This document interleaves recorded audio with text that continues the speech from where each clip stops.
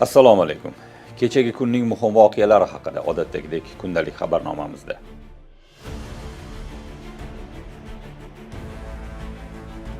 Amerika Qo'shma Shtatlari prezidenti Donald Tramp Eron harbiy harakatlarini to'xtatish uchun kelishuvga erishishga o'ta muhtoj ekanligini aytdi.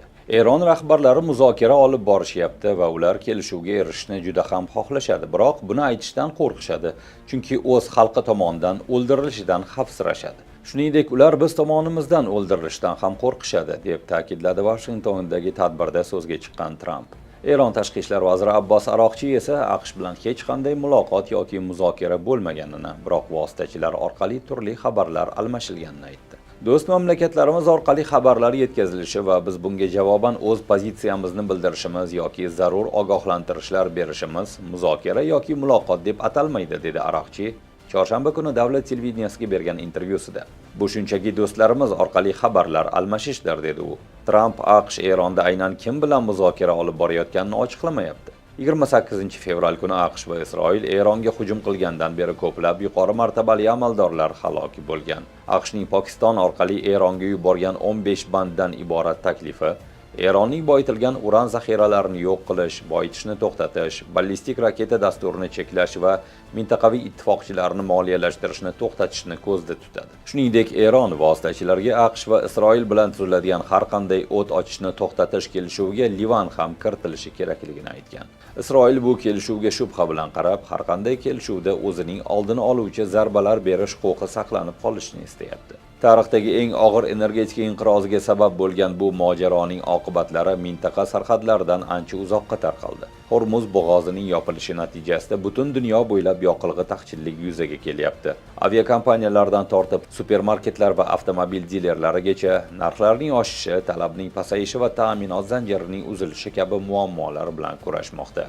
Jahon oziq-ovqat dasturi hisob-kitoblariga ko'ra, agar urush iyun oyiga qadar davom etsa, yana 10 millionlab odam o'tkir ocharchilikka duch keladi. Yaqin Sharqda o't ochishni to'xtatish bo'yicha optimizm yo'qolgan. AQSh va Isroil ham, Eron ham zarbalar berishda davom etyapti.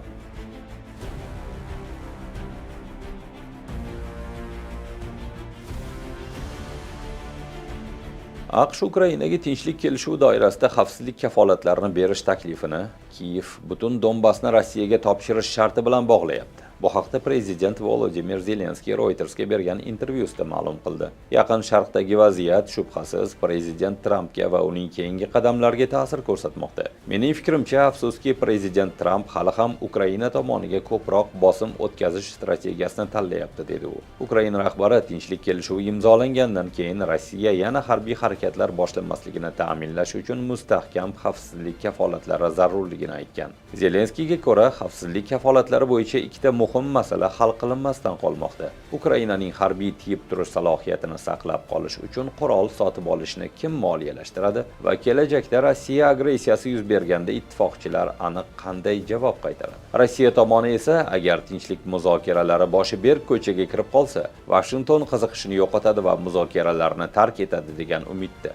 Zelenskiy bunday xavf mavjudligini tan oldi. Xususan, shu oyda o'tkazilishi kerak bo'lgan 4-raund muzokaralari Eron bilan bo'layotgan urush tufayli qoldirildi. Rossiya prezidenti Vladimir Putin butun Donbass ustidan nazorat o'rnatish urush maqsadlarining asosiy qismi ekanligini aytgan. Putin bunga muzokaralar stolda erisha olmasa, jang maydonida erishishini ta'kidlab kelyapti. Biroq so'nggi 2 yil ichida Rossiya qo'shinlarining ilgarilashi juda sekin kechmoqda.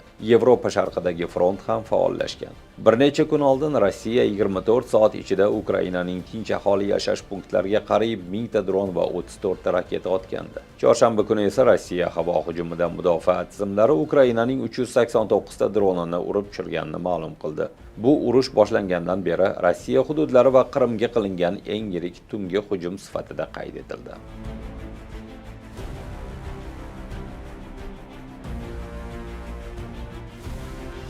Belarus prezidenti Aleksandr Lukashenko chorshanba kuni rasmiy tashrif bilan Shimoliy Koreyaga bordi. Pxenyan aeroportida Lukashenkoni Shimoliy Koreya bosh vaziri o'rinbosari Kim Tok Hun kutib oldi. Kunning ikkinchi yarmida o'tkazilgan o'ta dabdabali marosimda esa Lukashenkoni Kim Chen Inning shaxsan o'zi qarshiladi. Shimoliy Koreya davlat ommaviy axborot vositalariga ko'ra, Kim va Lukashenko o'rtasidagi muzokaralar kun tartibidan Shimoliy Koreya va Belarus o'rtasidagi aloqalar o'rin olgan. Lukashenko oxirgi marta Kim bilan 2025-yil sentyabrda Pekinda uchrashgan va o'shanda Shimoliy Koreyaga taklif qilingan edi. Belarus tashqi ishlar vaziri Maksim Rezhenkovning so'zlariga ko'ra, Lukashenkoning bu tashrifi davomida mamlakatlar o'rtasida do'stlik va hamkorlik to'g'risidagi shartnoma imzolanadi.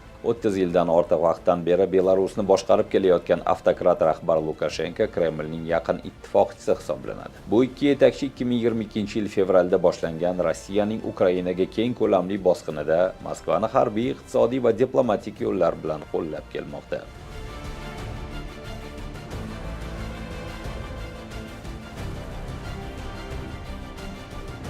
Turkiya diplomatlari Eron zarbalariga uchragan arab davlatlari bilan faol maslahatlashuvlar olib borib, ularni urushda bevosita harbiy ishtirok qilishdan tiyilishga undamoqda. Bloombergning yozishicha, Anqara arab davlatlarining jangovar harakatlarga jalb etilishi butun Yaqin Sharqni xavf ostiga qo'yadigan urush keltirib chiqarishidan xavotirda. Turkiya tiyib turishga urinayotgan davlatlar orasida Birlashgan Arab Amirliklari va Saudiya Arabistoni ham bor. Ikki davlat ham o'z hududlarini himoya qilishga tayyorligini bir necha bor ta'kidlagan. Shu bilan birga Anqara Eron bilan aloqa kanallarini saqlab qolmoqda.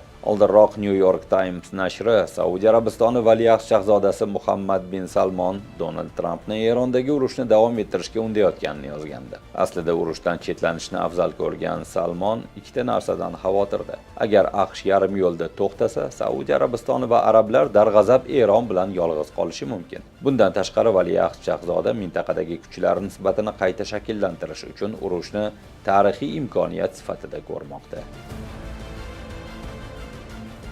Bizda hozircha shu. Ko'rishamiz.